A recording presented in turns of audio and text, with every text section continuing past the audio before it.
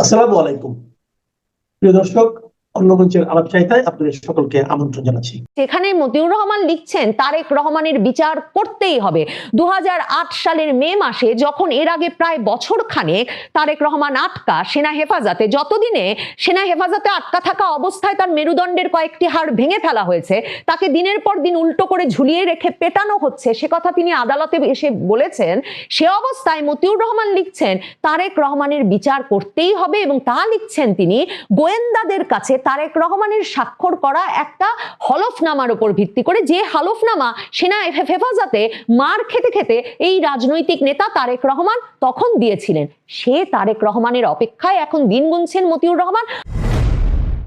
বাংলাদেশে ওসমান হাদি নিহত হওয়ার পর বিক্ষুব্ধ জনতা ডেইলি স্টার আর প্রথম আলো কার্যালয়ে আগুন দেওয়ার পর প্রথম আলো এবং ডেইলি স্টারের সম্পাদক দ্বয় এতটাই মুষড়ে পড়েছেন এবং এতটাই হকচকিত অবস্থায় পৌঁছেছেন যে তারা দৌড়ে গেছেন বিএনপির ভারপ্রাপ্ত চেয়ারম্যান তারেক রহমানের ঐতিহাসিক স্বদেশ প্রত্যাবর্তন উপলক্ষে আয়োজিত এক মতবিনিময় সভায়, যে সভা আয়োজন করেছিল তারেক রহমান স্বদেশ প্রত্যাবর্তন কমিটি। এবং সেখানে গিয়ে মতিউর রহমান বলেছেন তারেক রহমান যদি আরো আগে দেশে ফিরতেন তাহলে দেশের পরিস্থিতি এ জায়গায় পৌঁছাতো না।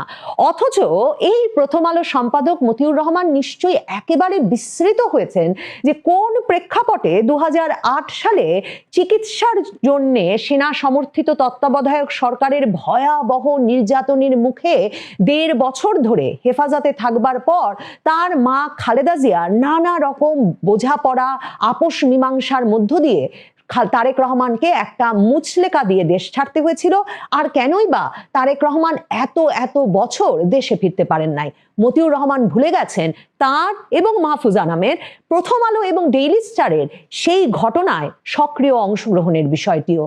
প্রথম আলো আর ডেইলি স্টার অনেক কিছুই যে ভুলে গেছে তার প্রমাণ মাহফুজা নাম ওই অনুষ্ঠানে, মানে তারেক রহমানের ঐতিহাসিক স্বদেশ প্রত্যাবর্তন উপলক্ষে যে অনুষ্ঠান, মানে তারেক রহমান এখনো ফেরেন নাই, ফিরে সম্পাদকদের দাওয়াত দিয়েছেন এমনও নয়, তারেক রহমানের ঐতিহাসিক স্বদেশ প্রত্যাবর্তনকে আগে ভাগে স্বাগত জানাতে যে সম্পাদকদের সভার আয়োজন করা হয়েছিল, সেখানে উপস্থিত হয়ে মাহফুজা নাম বলেছেন যে বাংলাদেশের কোনো গণমাধ্যমে এর আগে আগুন দেওয়া হয় নাই। তিনি বলেছেন আমাদের দোষটা কি যে প্রথম আলো আর ডেইলি স্টারে আগুন দেওয়া হলো, কারণ মাহফুজা নাম আর মতিউর রহমান আর কোনো গণমাধ্যমকেই সম্ভবত গণমাধ্যম মনে করেন না, কিংবা তারাও মনে করেন আওয়ামী ফ্যাসিবাদের দোসর ছিল আর সকল গণমাধ্যম। কাজেই তারা যেমন তারেক রহমানের ঐতিহাসিক স্বদেশ প্রত্যাবর্তন উপলক্ষে আয়োজিত সভায় গেলেও কারো দোসরে পরিণত হন না, তেমনি সেই 2007 সালে ইউনূসের রাজনৈতিক দল গঠনে সক্রিয় সমর্থন, 2007 সালে সেনা সমর্থিত তত্ত্বাবধায়ক সরকার আনার প্রেক্ষাপট তৈরি, কিংবা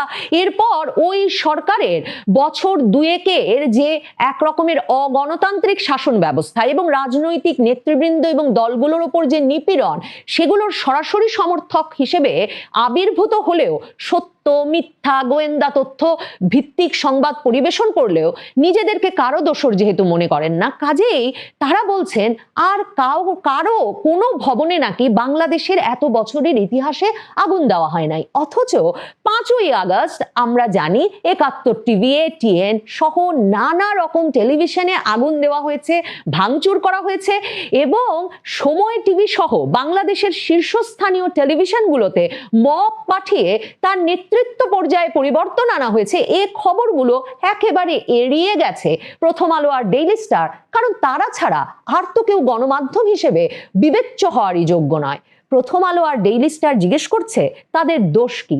এখন প্রশ্ন ওঠে, যদি আওয়ামী লীগের নেতা কর্মীদের বাড়ি ঘর ভাঙচুর, তাদের পরিবারের যে কোনো সদস্যের বাড়ি ঘর ভাঙচুর, আগুন দেওয়া, সেগুলো সবই যুক্তিযুক্ত হয়, যদি বিক্ষুব্ধ জনতা ক্ষোভের বহিঃপ্রকাশ হিসেবে দফায় দফায় 32 নম্বর ভাঙতে যেতে পারে, দফায় দফায় বাংলাদেশের মুক্তিযুদ্ধের সকল স্মারক ভাস্কর্য, বঙ্গবন্ধুর সকল ভাস্কর্য ভেঙে ফেলতে পারে, তাহলে প্রথম আলো এবং ডেইলি লিস্টার, যাতে সেই বিক্ষুব্ধ জনতার পক্ষটি যারা কিনা ওই বিষয়গুলোকে আওয়ামী ফ্যাসিবাদের চিহ্ন বলে মনে করে, তারা প্রথম আলো আর ডেইলি স্টারকে ভারতপন্থী হিসেবে চিহ্নিত করে, তারা প্রথম আলো এবং ডেইলি স্টারকে ভারতের চর দালাল হিসেবে অভিহিত করতে চায়, তাহলে বিক্ষুব্ধ জনতা এসে সেটাই বা ভাঙলে বা আগুন দিলে দোষ কোথায়? মানে ক্ষোভের বহিঃপ্রকাশ যদি বাংলাদেশের রীতি সিদ্ধ হয়, আইন সিদ্ধ হয়, তাহলে যার যেমন বিক্ষোভ সে তেমন ভবনে আগুন দেবে, এই তো স্বাভাবিক। মাহফুজ আনামের মতো বর্ষিয়ান সম্পাদক সে কথা কিভাবে বুঝতে পারেন না, সেটাও একটা প্রশ্ন বটে।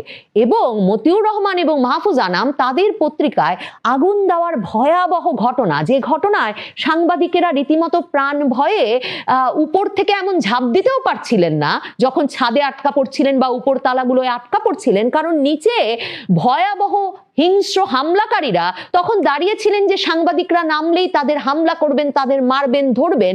এমনকি ফায়ার সার্ভিস কর্মীরা পর্যন্ত নামাতে সাহস পাচ্ছিলেন না। অথচ প্রথম আলো এবং ডেইলি স্টার কর্তৃপক্ষ মাথা নোয়াবার নয়, কিংবা ওই আগুনের ঘটনায় তারা আনবাউড, কিংবা ওই আগুনের ঘটনায় তাদের প্রতিক্রিয়া জানাতে গিয়ে যে বিবৃতি প্রকাশ করেছেন, সেখানে তারা বলেছেন একটা পক্ষ নিশ্চয়ই সুযোগ নিয়ে এমন হামলার ঘটনা ঘটিয়েছে এবং তাদেরকে চিহ্নিত করতে হবে এবং শাস্তির আওতায় আনতে হবে।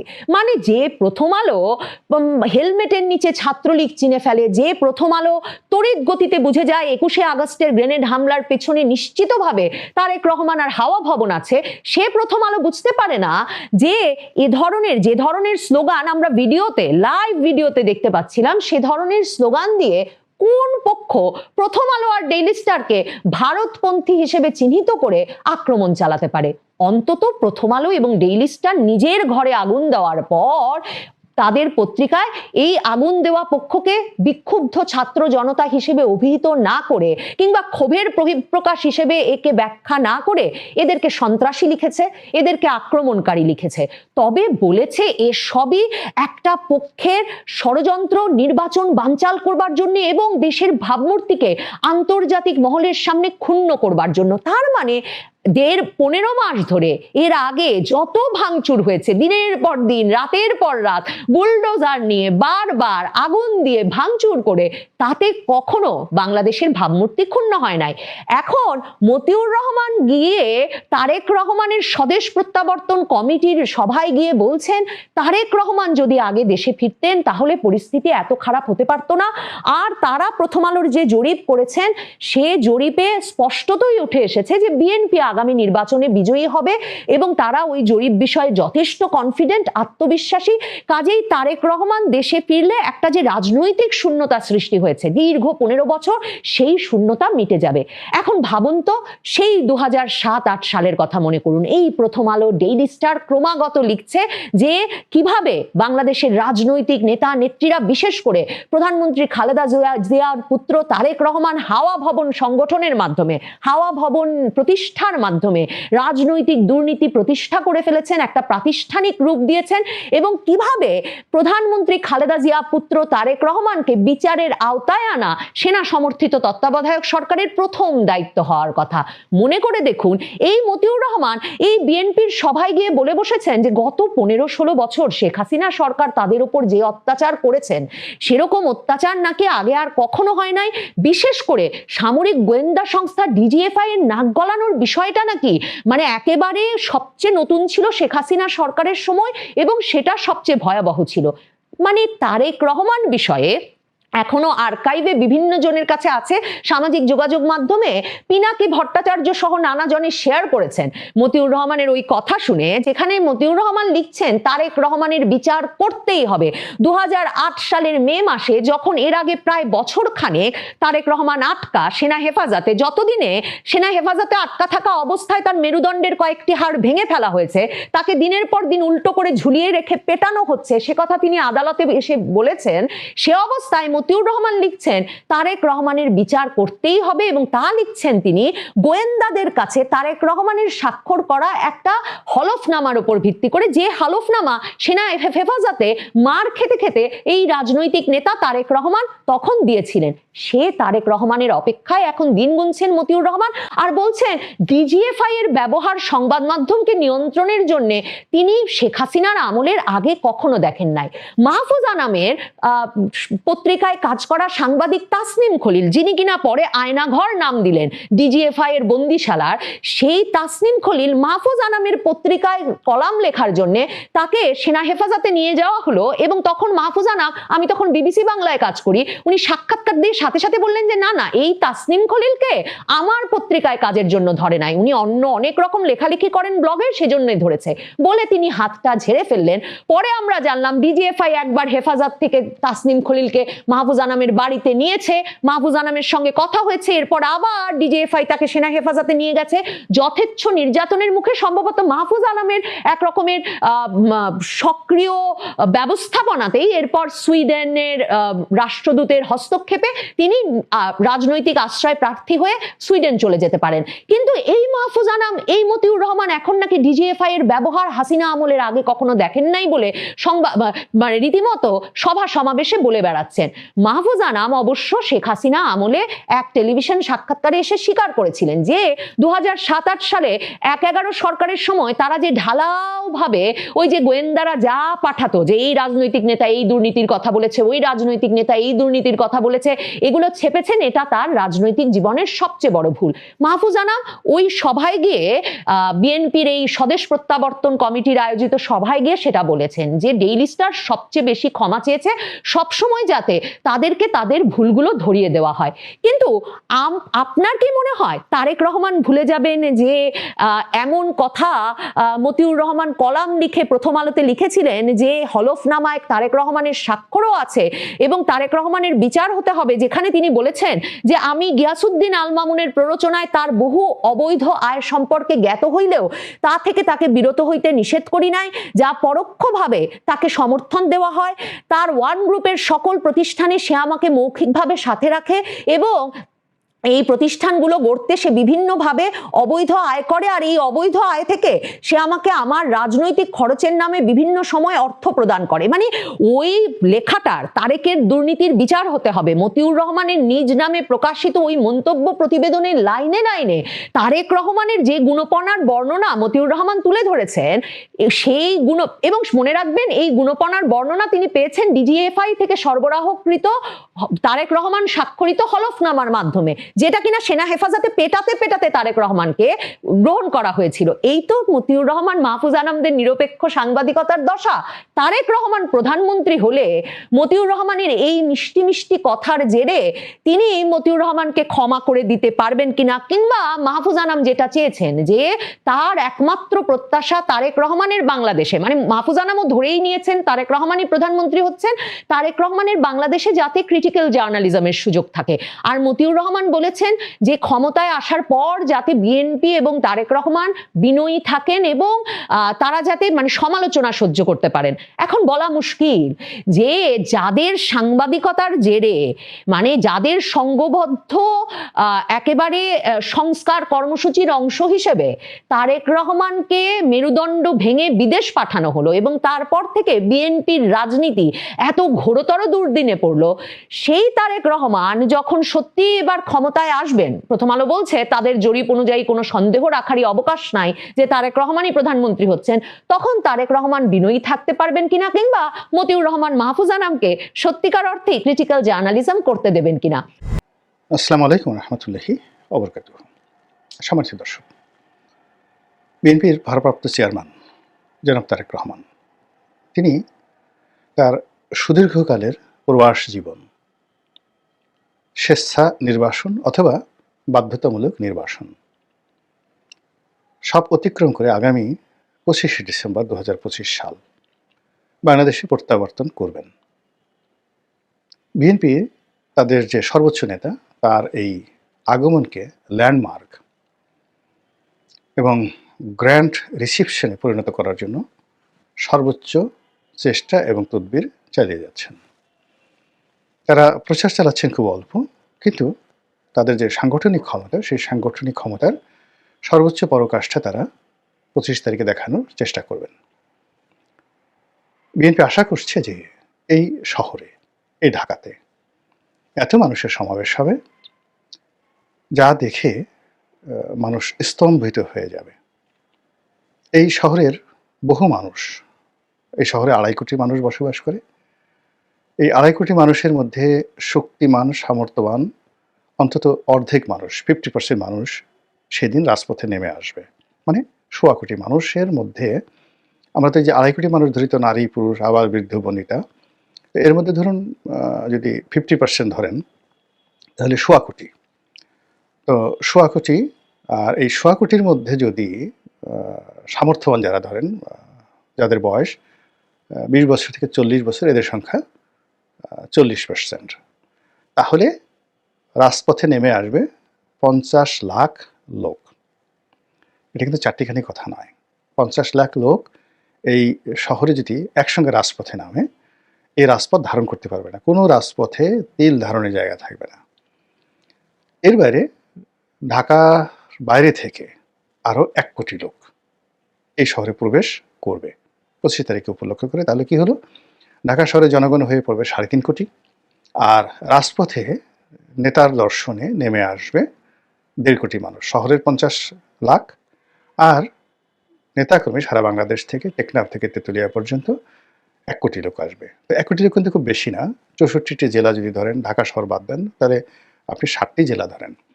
তো 60টি জেলা থেকে যদি লোকজন আসে, এক এক জেলা থেকে 1.5 কোটি লোক আসে গড়ে, তাহলে তো আপনার 90 লাখ লোক চলে আসে এরকম আশেপাশে। তো সেই হিসেবে 1.5 কোটি লোক ঢাকা শহরে আসবে, এবং সেই ঢাকা শহরে 1.5 কোটি লোক যদি আসে, তাদেরকে জায়গা দেওয়া, তাদেরকে ম্যানেজ করা, এই সব মিলিয়ে বিএনপি রীতিমতো গলদঘর্ম হয়ে যাচ্ছে। নেতার সিকিউরিটি, এটি নিয়ে পুলিশের মাথা খারাপ হয়ে গেছে, সেনাবাহিনীর প্রমাদ শুরু হয়ে গেছে যে কি হবে সেই দিন। এরপর দলের পক্ষ থেকে তাকে ব্যক্তিগত নিরাপত্তা দেওয়ার জন্য একটা চৌকস নিরাপত্তা টিম তৈরি করা হয়েছে। আমাদের দেশে তো এখন দেখবেন যে ওই যে এসএসএফ এর নকল করে যে স্পেশাল সিকিউরিটি ফোর্স রয়েছে প্রধানমন্ত্রীকে গার্ড দেওয়ার জন্য, সেই যাকে বলা হয় ঘিয়া কালারের যে হাফ যে জ্যাকেট পরে, তারপরে শেষে ভালো পেশি, মানে এসএসএফ এর যে পোশাকগুলো পরে, তো ওই রকম ড্রেস বানিয়ে হাফ জ্যাকেট পরিয়ে তারপর শেষে মাসেলওয়ালা যুবকদেরকে এখন অনেকেই, মানে এমপি প্রার্থী, একটু টাকা পয়সা হয়েছে, সবাই ওইরকম আন্ডারে সিএসএফ, তারপরে কেএসএফ, তারপরে এনএসএফ, তারপরে এরকম বিভিন্ন নাম দিয়ে, যেমন ধরেন রনির সিকিউরিটি ফোর্স, আরএসএফ এরকম। তারপরে ধরুন একজনের নাম ধরেন Babul security force, Babul's security force, মানে প্রাইম মিনিস্টার্স এসএসএফ স্পেশাল ফোর্সকে যেভাবে করা হয়েছে এরকম। যেমন বেগম খালেদা জিয়ার জন্য মানে সিএসএফ তৈরি করা হয়েছিল, সিএসএফ, তো চেয়ারপারসন সিকিউরিটি ফোর্স। তো এই অনেকটা এসএসএফ এর একটা আদলে এখন প্রধানমন্ত্রী পরে যখন তিনি বিরোধী দল নেত্রী ছিলেন, এরকম তার সেই সিএসএফ এর যারা সদস্য ছিলেন 20 জন, 25 জন বা 100 জন, এবং তাদেরকে নেতৃত্ব দেওয়ার জন্য একজন কর্নেল ছিলেন, এবং তার অনুকরণে, সেই সিএসএফ এর অনুকরণে বিএনপির অনেক নেতা যখন যাদের একটু টাকা পয়সা আছে, তারা এইরকম বাহিনী প্রস্তুত করে নিয়েছে। কেউ 2 জন, কেউ 4 জন, কেউ 6 জন। তারা ওই যে গাড়ির সামনে হাত ঝুলায়, বাঁশিতে ফু দেয়, একটা ভাবসাবই আলাদা। অনেকে হয়তো অস্ত্র হাতে নিয়ে ঘুরে নির্বাচনী এলাকায় যায়, কেউ পিস্তল নিয়ে ঘুরে। এটা মানুষকে ভয় দেখিয়ে একটা ভাবসাব নেওয়ার। এই যে প্রাইভেট সিকিউরিটি, এই সিকিউরিটি আগে একজন কর্নেলের নেতৃত্বে ছিল, এখন এখানে একজন ব্রিগেডিয়ার নিয়োগ দেওয়া হয়েছে, এবং তার জন্য সেই তারেক রহমান সাহেবের সেই সিকিউরিটি ফোর্স এটি তৈরি করা হয়ে গেছে। এখন সেটার নাম, যেমন আগে সিএসএফ চেয়ারপারসন সিএসএফ ছিল, এখন হয়তো ওইরকমই নাম থাকবে। ওটা জন্য আবার অতিরিক্ত যোগ হয়েছে, যেমন বেগম জিয়ার সেই বুলেট প্রুফ গাড়ি ছিল না, তারেক রহমান সাহেবের জন্য বুলেট প্রুফ গাড়ি আনা হয়েছে। তো এই যখন অবস্থা, সেই বুলেট প্রুফ গাড়িতে করে তিনি সিলেটে এসে নামবেন, সেই যাকে বলা হয় লন্ডন থেকে।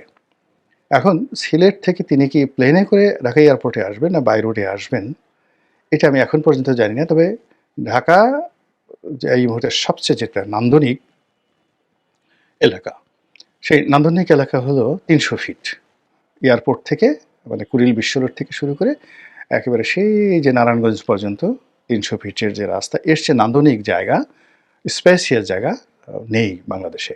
ঠিক এই জায়গাটিকে একটা মেলা করার জন্য, একটা বাণিজ্য মেলার সময়তে পূর্বাচলে যাওয়া হয়, মানে তখন এই ৩০০ ফিটটি ব্যবহৃত হয়। তো এই ৩০০ ফিটটিকে বন্ধ করে যদি ২৫ তারিখে যেদিন বন্ধ হবে, মানে ওই দিন সরকারি ছুটি, তো ওখানে যদি বিএনপির সেই চেয়ারপারসনের বা চেয়ারম্যানের গণসংবর্ধনা অনুষ্ঠিত হয়, তাহলে হয়তো দেখা গেল পুরো ৩০০ ফিটে ৩০-৪০ লাখ লোককে জায়গা দেওয়া যাবে, আর বাকি লোকগুলো শহরের বিভিন্ন এলাকাতে থাকবে ১.৫ কোটি লোকের মধ্যে, এবং তারা সবাই এগুলো সব টেলিভিশন বলেন, অন্যান্য জায়গাতে বলেন, লাইভ টেলিকাস্ট হবে, মানুষ যার যার অবস্থান থেকে বুঝতে পারবে নেতা আসছেন। এই হলো প্রস্তুতি। আমি হয়তো বিএনপি আরও বড় করে প্রস্তুতি নিচ্ছে বা আরও ভালো করে বলতে চাচ্ছে, আমি অত সুন্দর করে বলতে পারলাম না, কিন্তু কাছাকাছি এরকম হবে। এখন সমস্যা হলো যে এই ঘটনাগুলো যদি ঘটতে থাকে, তাহলে তো জামাতের রাজনীতি থাকবে না, এনসিপির রাজনীতি জিরো হয়ে যাবে। তারেক রহমান সাহেব যেদিন অফিসে বসবেন, সেদিন সব আকর্ষণ তাকে কেন্দ্র করে হবে।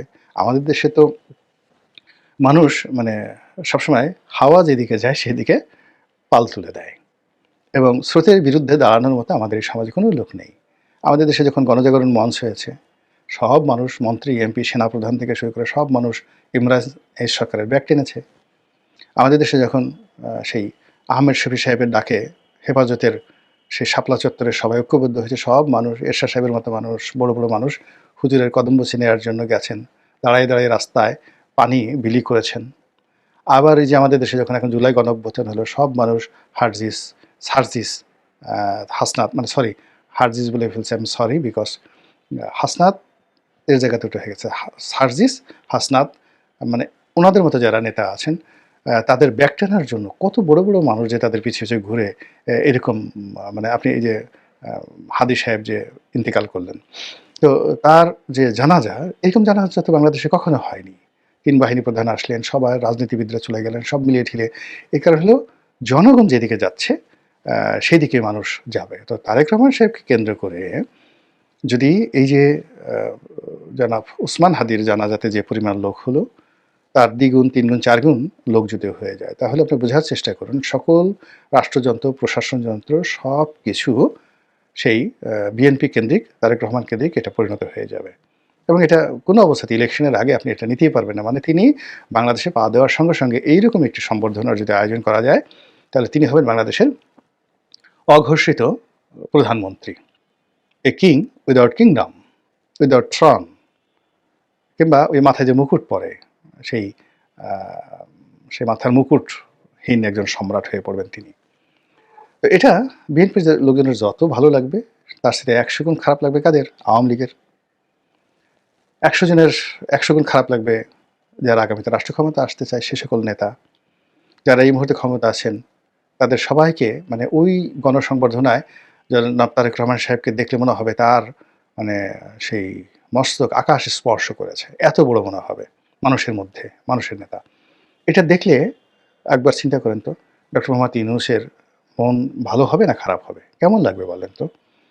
তো এরকম যারা বিভিন্ন লোকজন আছেন, অনেকের কষ্ট হবে, অনেকের হিংসা লাগবে, এবং অনেকের রাজনৈতিক ভবিষ্যৎ নষ্ট হয়ে যাবে তারেক রহমান সাহেব আসলে। ফলে ২৫ তারিখ নিয়ে খোদ বিএনপির মধ্যে বহু বিতর্ক রয়েছে, বহু যাকে বলা হয় সন্দেহ রয়েছে, অবিশ্বাস রয়েছে। আসলে নেতা শেষ পর্যন্ত আসবেন কিনা, আসতে পারবেন কিনা, আর প্রতিপক্ষ যারা আছে তারা তো কেল্লাফতে আসতেই পারবে না। এরপরেও উভয় পক্ষ কিন্তু ২৫ তারিখে কেন্দ্র করে নানা রকম প্রস্তুতি নিচ্ছে। বিএনপি যেভাবে প্রস্তুতি নিচ্ছে, বিএনপি যারা প্রতিপক্ষ তারাও প্রস্তুতি নিচ্ছে। এখন ধরুন বিএনপির প্রতিপক্ষ এই সম্মেলনটিকে কেন্দ্র করে যদি তারা প্ল্যান করে, প্রোগ্রাম করে, এবং সেটা তারা করবে না কেন, এবং ওই একই দিবসে যদি তারা কাছাকাছি গুলশান, বনানী, হাতিরঝিল এই সমস্ত এলাকাতে যদি তারা প্রোগ্রাম দিতে থাকে, এবং সেই প্রোগ্রামগুলো খুব অদ্ভুত, যেমন দেখা গেল এই যে ভারতীয় দূতাবাস ঘেরাও হবে ২৫ তারিখে, তাহলে এই যে উসমান হাদির যে স্পিরিটটা এই মুহূর্তে আছে, জানাজার মাধ্যমে এটা হয়েছে, এটাকে টার্গেট করে যদি 25 তারিখে ভারতীয় দূতাবাস ঘেরাও করা হবে, যেটা সেই অনুসন্ধানী সাংবাদিক জুলকার নাইন থেকে শুরু করে আরও অনেকে বলার চেষ্টা করছেন আগের থেকে, এটা ওপেন সিক্রেট। তাহলে এই ক্ষেত্রে যদি অন্তত 10 লাখ লোকও একদিকে জড়ো হয়, তাহলে 1.5 কোটি লোক জড়ো হতে পারবেন না। ঢাকাতে তো স্পেস নেই, কোনো অবস্থাতে স্পেস নেই। একই সাথে দুটো প্রোগ্রাম যদি সেখানে ধারণ হয়। 2 নম্বর হলো যে ওই যে যারা ওসমান হাদির যে টার্গেট যারা করেছে বা ওসমান হাদির ঘটনা যারা ঘটিয়েছে, তারা তো বসে থাকবে না। তো তারা যদি তারেক রহমান সাহেব বিরোধী হন, বিরোধী পক্ষ হন, তারা তো এই ঘটনা ঘটিয়ে সারা বাংলাদেশকে উত্তাল করে দিয়ে এখন পর্যন্ত যে ঘটনাগুলো ঘটেছে ওসমান হাদির দুর্ঘটনার পর, হত্যাকাণ্ডের পর, তাতে খুনির যারা দোসর বা যারা খুনির মাস্টার মাইন্ড, হুকুমদাতা বা স্বয়ং যারা খুনি, তাদের একটা পশম এখন পর্যন্ত স্পর্শ করা যাচ্ছে না। এবং এখন পর্যন্ত খুনির মানে মানে যে মোটিভ ছিল, কি কারণে তিনি খুন করেছেন, এই জিনিসগুলো আমরা জানতে পারিনি, প্রশাসনও জানতে পারেনি, কেউ কিছু বলেনি।